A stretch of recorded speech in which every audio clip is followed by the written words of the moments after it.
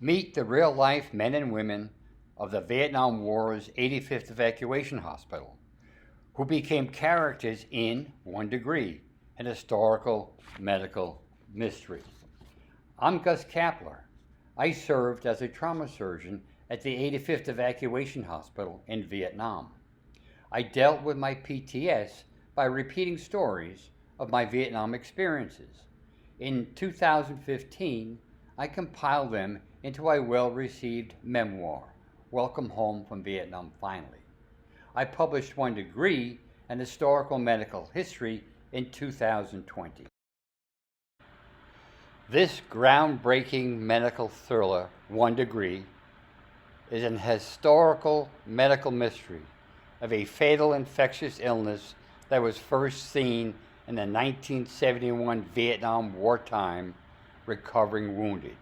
A dedicated group of Vietnam veterans and others touched by the deadly disease relentlessly pursue a 15-year quest to define and eradicate the now globally occurring fatal, gruesome disease.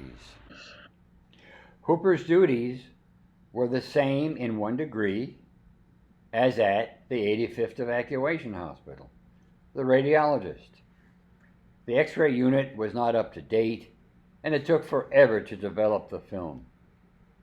We looked for air, fluid, metal, and fractures. Once we learned of that gentleman's VC sympathies, he was disappeared. One could smoke anywhere.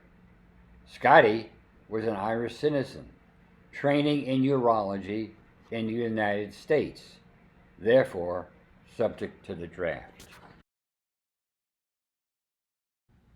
In the OR, supervising nurse Lieutenant Patty Hendricks, who volunteered for Vietnam, as had all the very young nurses, held his hand. "You'll soon be asleep and wake up in the recovery room."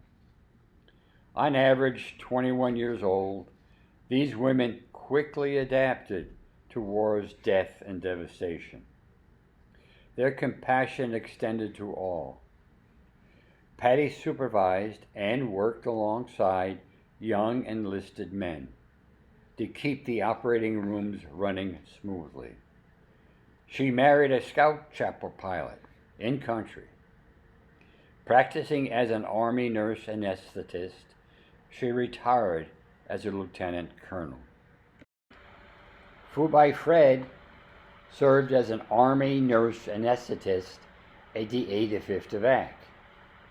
He was the complete package that any surgeon would want at the head of the table.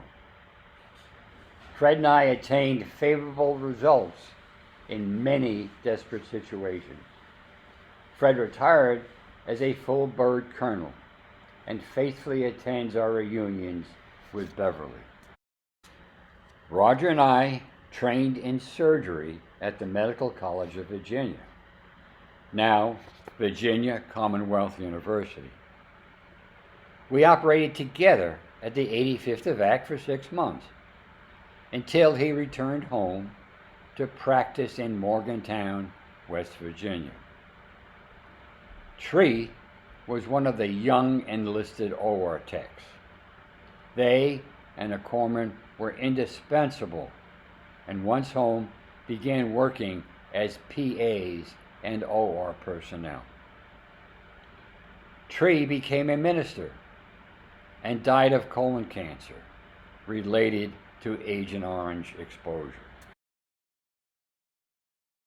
Once his stretcher was securely attached on the 3rd level of stacked wounded, the C-130, with a monstrous roar, effortlessly lifted off at an acute angle to avoid enemy fire.